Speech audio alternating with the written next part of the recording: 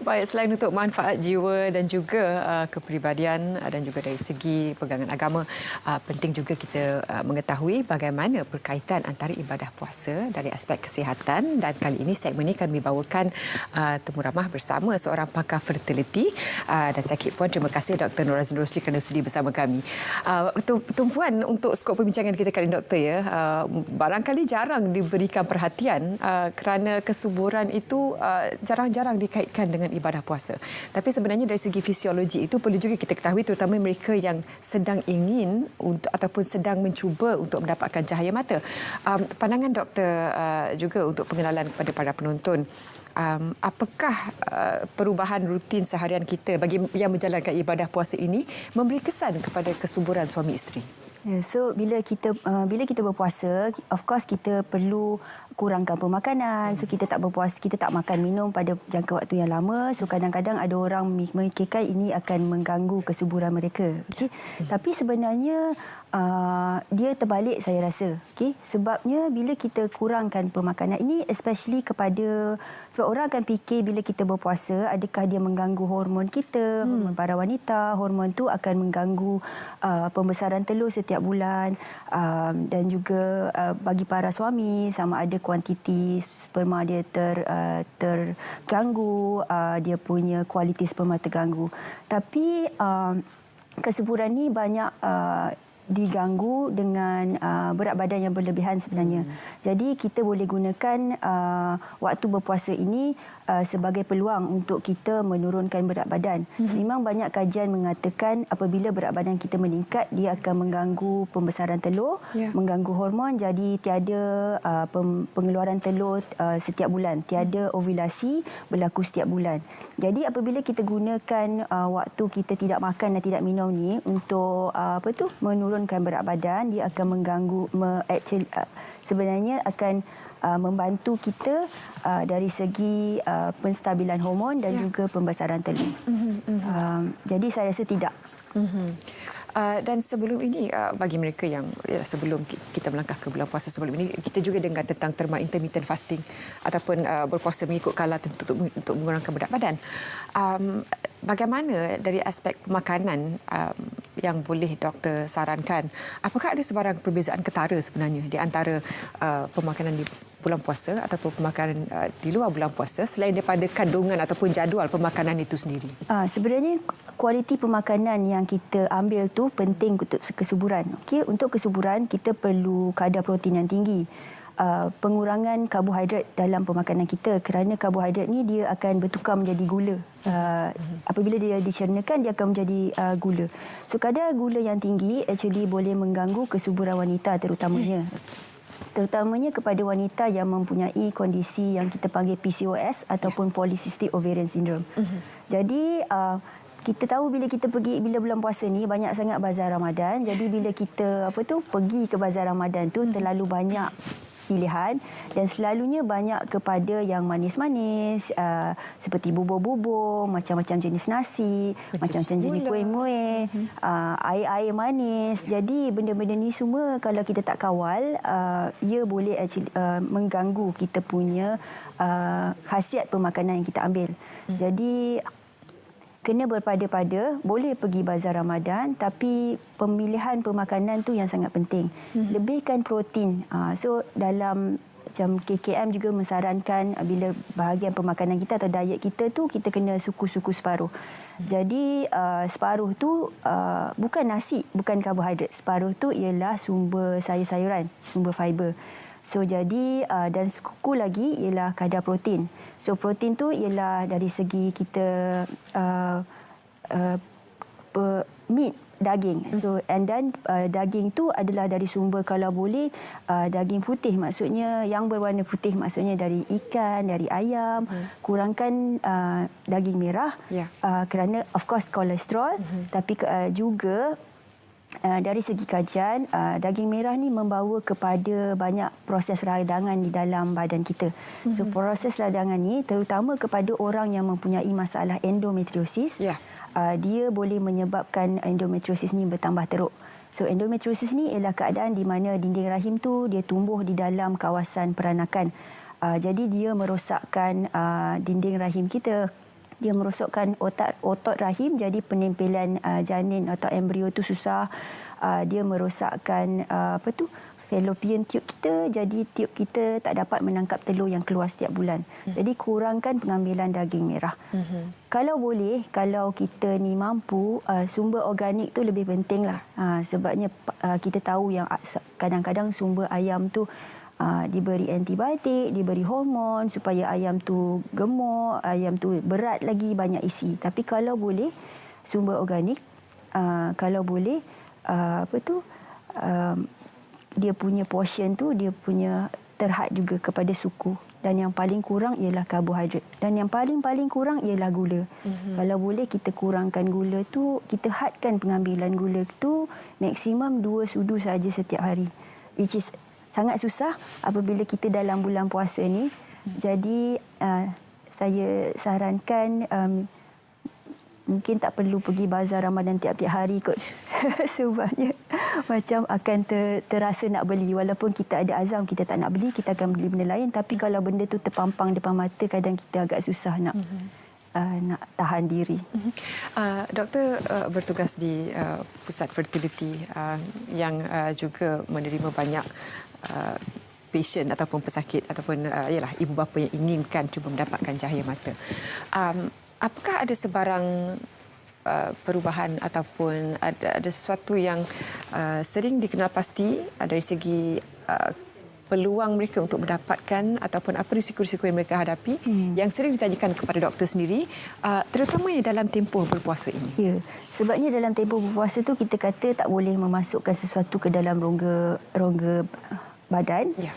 Tapi ada juga pendapat ulama, sebab kita bila sampai bulan puasa, kita punya pesakit akan kata, doktor boleh buat ni ke, sebab kesuburan ni banyak kepada wanita. Dia punya dia punya examination, pemeriksaan, rawatan tu. So kalau kita rawatan kesuburan ni banyak kepada ultrasound, scanning yang memerlukan alat ultrasound tu masuk ke dalam faraj. Jadi pasien akan tanya. Ada, sebab kita pun bincang dengan Ustazah. Yeah. So ada pendapat ulama yang dah kata kalau yang masuk tu bukan zat yang mengenyangkan, jadi tak ada masalah.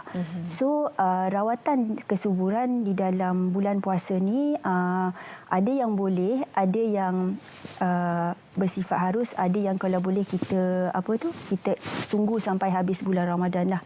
Kalau kita dari segi pemeriksaan atau pantauan kesuburan, jadi kita makan ubat, which kita boleh makan waktu malam ataupun waktu sahur. Dan bila kita datang untuk pantau waktu subuh kita, sebab orang perempuan ni waktu subuh dia tertentu saja, dia bukan tiap-tiap hari subuh, tiap-tiap bulan pertengahan kitaran haid dia tu dia subuh, so dia boleh datang untuk pantau sama ada telur dia dah matang dan ready. Jadi dia memerlukan ultrasound dari dalam, so insya-Allah itu tak batal puasa kita. Dan dia boleh balik dan cubalah di rumah sendiri. Kalau rawatan seperti sebab saya juga pantau kehamilan, so kita pakai kesuburan, kita bantu dia pregnant, hamil, lepas tu kita perlu pastikan yang kandungan tu berkembang dengan baik sampai 3 bulan insya-Allah. So saya jumpa setiap 2 minggu, so memerlukan pantauan ultrasound dari dalam juga. So tak ada masalah. Insya-Allah okey. Yang ketiga, dari segi pemakanan ubat, pemakaian ubat, banyak ubat kesuburan yang memerlukan ubat tu masuk dari bahagian bawah. So of course makan ubat memanglah batal kan. Jadi yang tu perlu ambil waktu sahur ataupun waktu buka. Tapi ubat yang dimasukkan dari faraj, insya-Allah tak batal puasa.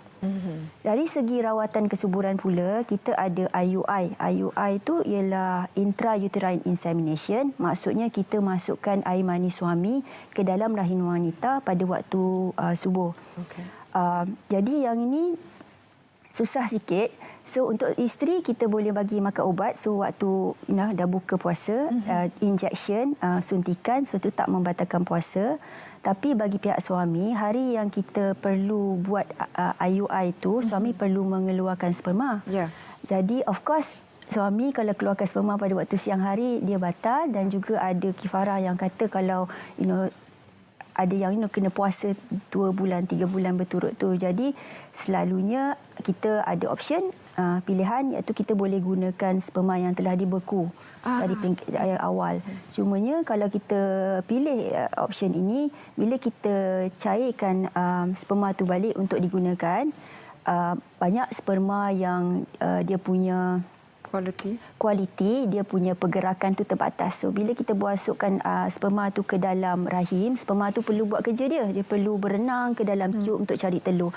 Jadi kalau dia punya pergerakan tu berkurang, jadi dia punya peratus untuk berjaya tu juga kurang. Okey, jadi lagipun segala rawatan kesuburan tu dia bukanlah yang kita panggil life threatening, dia bukan mengancam nyawa. So selalunya kita bulan puasa ni pun hanya sebulan, dan kita boleh tunggu sebulan, insya-Allah. So bila dia tak memudaratkan nyawa, kita boleh postpone lah, kita boleh tunggu sampai Ramadan habis dan baru kita boleh gunakan selepas raya untuk melakukan perubatan tu.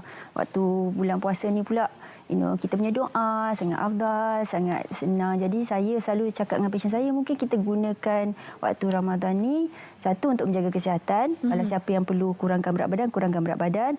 So banyakkanlah ibadah, doa, zikir untuk Allah tolong kita supaya kita punya usaha untuk mencapai kehamilan tu berjaya. Mungkin doktor juga boleh beri juga pencerahan kepada para penonton yang juga ingin bertanyakan apakah peluang untuk hamil itu menurun ataupun terkesan semasa berpuasa, terutamanya sewaktu melakukan rawatan. Sebenarnya tak. Selagi kesihatan seseorang itu, lelaki dan wanita, baik. Jadi kalau kita cuba juga, dia punya peratusan tu sama, lebih kurang sama macam walaupun kita tak puasa. Sekarang tadi kita banyak sentuh pasal wanita. Actually pasal lelaki pun, kuantiti dan kualiti sperma tu actually ada kajian yang mengatakan, especially untuk lelaki yang berbadan berat, okey.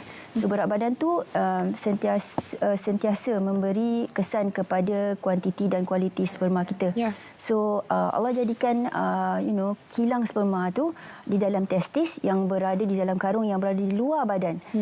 Jadi itu penting supaya suhu testis tu dikawal dan tidak terlalu panas. Bila seseorang itu berat berlebihan, jadi dia kita punya testis tu dekat dengan badan, jadi dia punya kualiti berkurang. So apa yang penting, yang paling penting ialah berat badan tu diturunkan. So ada kajian yang mengatakan bila kita berpuasa ni, sama ada berpuasa di bulan Ramadan atau berpuasa intermittent fasting, jadi kita dapat mengurangkan berat badan kita. Ada yang kajian mengatakan bila suami tu ada masalah kuantiti dan juga masalah kualiti, dia actually membantu ada peningkatan dari segi kuantiti dan kualiti dia selepas dia berpuasa. Jadi dia bukanlah mengganggu, bukan menurunkan, malah membaiki. Tapi hanya untuk suami yang ada kuantiti, maksudnya ada sperma dibuat, cumanya kuantiti dia terhad. Ada, tapi kalaulah kita punya kilang sperma tu dah memang rosak, so ada satu kondisi yang kita panggil azoospermia, maksudnya tiada sperma di dalam air mani. Yang tu tak dapat dibaikilah, tak dapat dibantu dengan puasa, unfortunately. Memang seharusnya sentiasa berikhtiar selagi ada jalan, doktor, ya. Bagaimana pula doktor sebutkan tadi tentang aspek pemakanan, stres dan juga bagaimana aspek berat badan itu memainkan peranan yang sangat penting untuk membantu mencuba menaikkan kebarangkalian mendapatkan cahaya mata itu.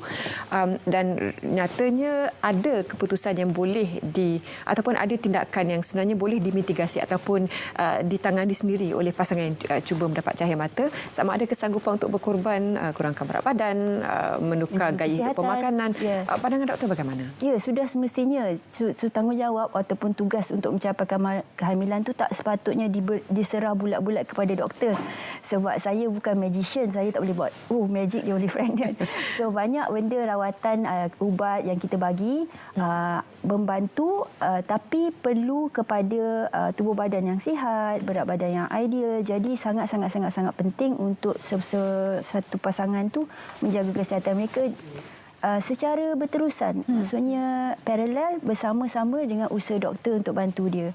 Sebabnya kalaulah kita dah bagi ubat macam mana pun tapi dia tak jaga kesihatan dia, dia tu tak akan membantu sebab ubat tu dia masuk ke dalam badan, dia memerlukan sistem badan. Jadi bila kita tidak sihat, sistem tu tak berjalan dengan baik.